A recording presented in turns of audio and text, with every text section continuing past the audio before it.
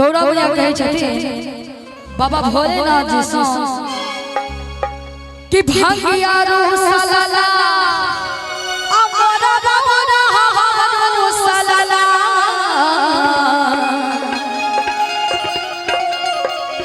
भांगिया रो सलाला अमरा रवना रो सलाला सखिए सखिए भांगिए करनावा मोर जगिया भांगिए करनावा मोर जगिया भांगिया हो सलाला मोर बवला सलाला भांगिया हो सलाला मोर बवला सलाला सखिए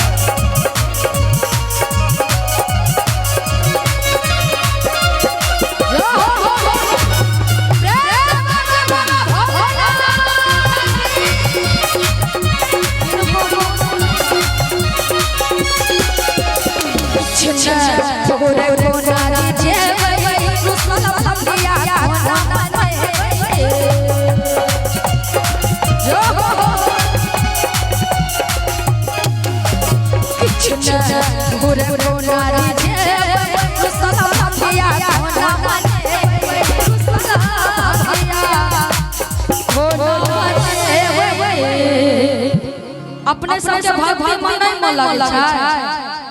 एक बेर जयकारो नहीं लगलै छी यो सब तरह के ताई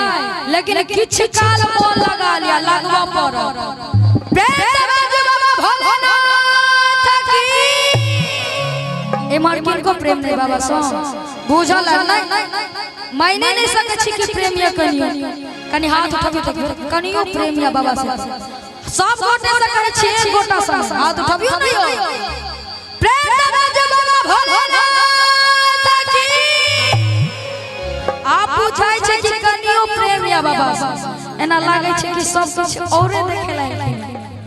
जा तक छी ता धरि छी किछ किछ भजन में मन लगाओ गवैया सब भजन गीत त ताली नहीं बजते त मन केना लागतै हो कनी बार जोरदार ताली बजाबी ना देवी वाला तालिए नहीं छै ना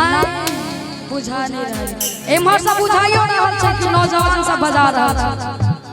लेकिन कनी जोरदार ताली बजाबे त एक बार बुझाइ छै कहे छथिन गौरा जी कि किछ न फूर को नारी जेबै आरु सब भांगिया को नामेबै और कहे छथिन गौरा राजा सती सही सखिए हरि को चचनवा मोर चचया सखिए हरि को चचनवा मोर रखिया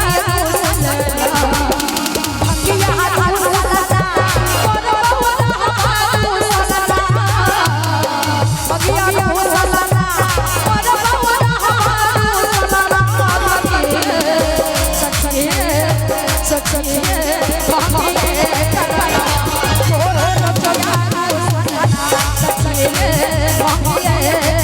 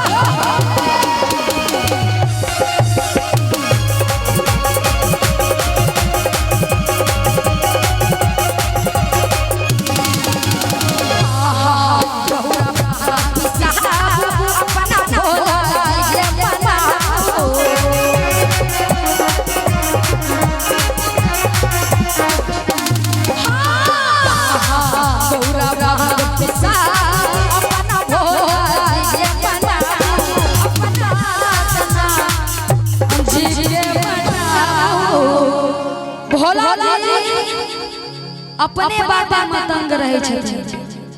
लास्ट में थाई कहार के कहे छथिन गौरा जी के सखी सहेली कि गौरा भांग पिसाबू अपना भोला जी के पियाबू हे अपना सजना जी के पियाबू हे गंगा हे सेवका मानो मोर कहना मोरा जोगिया रो सजना हे सेवका मानो मोर